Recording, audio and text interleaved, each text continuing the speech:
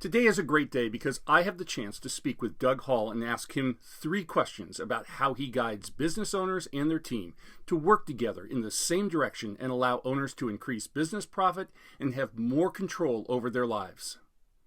Hi, I am Doug Marshall, partner with Marshall Valissis, and thank you for watching. Doug Hall helps CEO business owners who are unsatisfied with the results from their business in either money, time, freedom, purpose, or people relationships. He enables them to get what they want from their business through the implementation of a field-proven leadership management system that enables the CEO owner to achieve the desired business results. Doug's resources for CEOs gets the business owner, the leadership team, and the employees aligned on a shared vision, operating as a great team, hitting the right numbers, solving issues, reaching predictable execution, and getting the right stuff done to achieve their vision. Good morning, Doug. It's finally summer. Great to see you. Great to see you too, Doug. Well, let me ask you the first question, because I know we've got a lot to talk about here. Okay. Among the business owners you've coached, what are the most common sources of the dissatisfactions that they have with their business? Yeah, that's a good question. So what I've found, first of all, I was 35 years in a corporate career in the computer industry and was exposed to all kinds of folks, particularly business owners in the computer dealership world. And that sort of led me to my second career, coaching business owners and now coaching them plus their leadership team. And what I've seen over these decades is that business owners sort of get trapped in their own head, and the business becomes a reflection of their aspirations and limitations.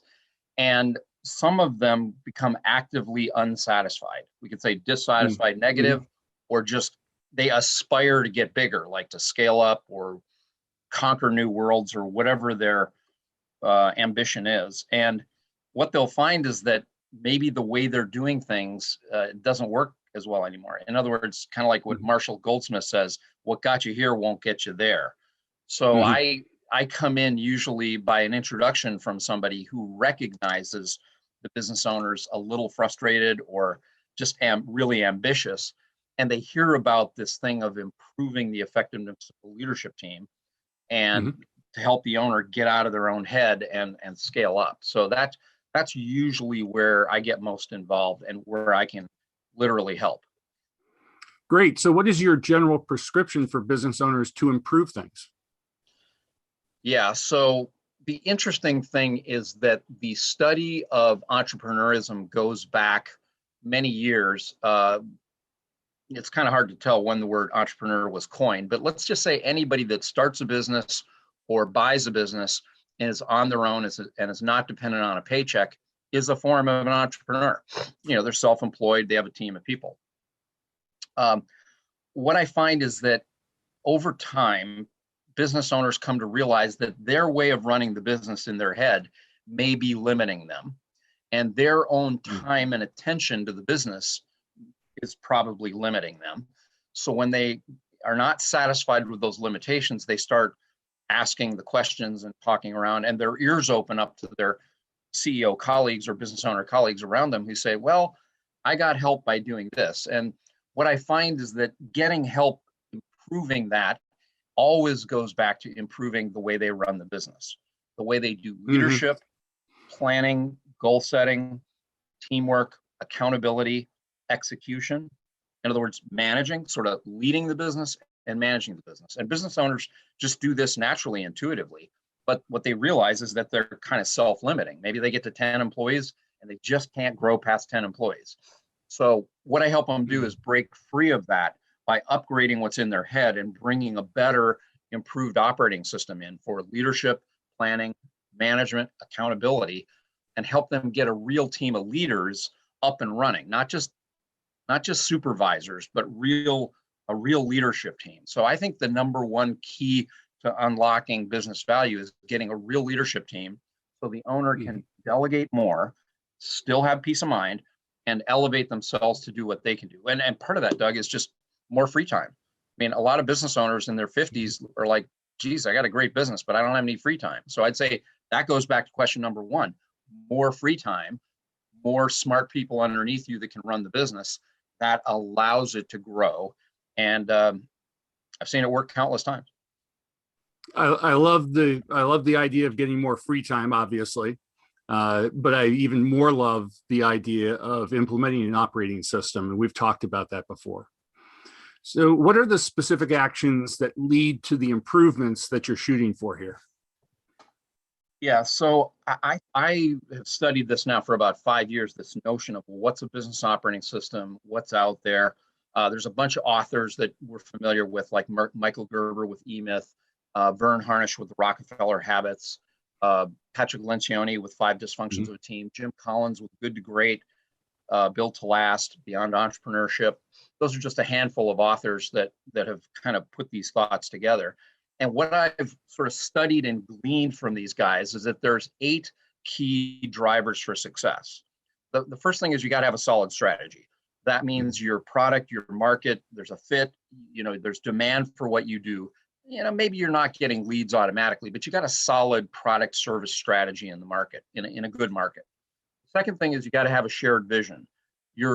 People perish for lack of a vision. They'll quit on you because they don't know where you're going. Where's this company going to go? So having a shared vision for the future and establishing sort of that BHAG out there, that Jim Collins, big, hairy, audacious goal. What are we going to be in 10 years? That's the second big thing. Third thing is you want the right people on your bus in the right seats. Thank you, Jim Collins. And you want them to form a great team. Thank you, Patrick Lencioni. So right people, right seats, great team. That's critical. Then you want them to hit the right numbers. What are the right numbers? I don't know. For your business, it's leading indicators, current indicators, and trailing indicators that mean something to your business. Decide the numbers and then hit them, or don't hit them. That becomes an issue. And that just points out that we need to be an issue solving machine. The leadership team needs to be solving issues in real time every week, every month, every quarter. Consistent execution is the next lever for success. Our clients and customers want consistency. When we go to McDonald's, we know we're getting what we want. Thank you, McDonald's. Locally here in Seattle, we go to a restaurant like Canlis. We know exactly what we want, and we're going to pay $100 a plate, not $10 for a hamburger. So we're looking for what we're looking for. So consistent execution is critical. The next thing, the lever to pull, is getting the right stuff done. We come up with ideas, particularly business owners want to get everything done at once. Well, if you try to do everything, you'll probably get nothing. So we've got to choose our priorities. We've got to lead our team, and we do that in a 90-day world. And then last but not least, the indicator of solid financials and cash flow. Your cash flow and your financials are an indicator of your value as a business, and growing that business value is critical, as you and Peter know. That's really important. So those are the 8 drivers for success. And when I come in and work on a business operating system, we're attacking each of those, sort of some of them in a cluster up front, and then over months and quarters, we tackle each so that the business gets strong in all 8. Those are all great points. The operating system that creates all of the structure to make sure that all of the important things are getting done and focused on in the right order.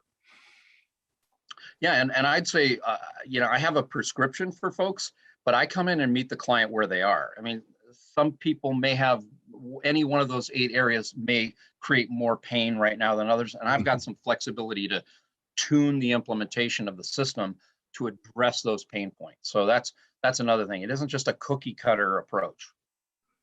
Well, thanks for your time, Doug. I got a lot out of it, and I can't wait to get this into the hands of some of my business owner clients, prospects, and just other advisors that need to hear this message. Thank you very much. Great. Thanks, Doug. Thanks for the work you and Peter do, and great to partner with you. Appreciate the time. Excellent. Bye now.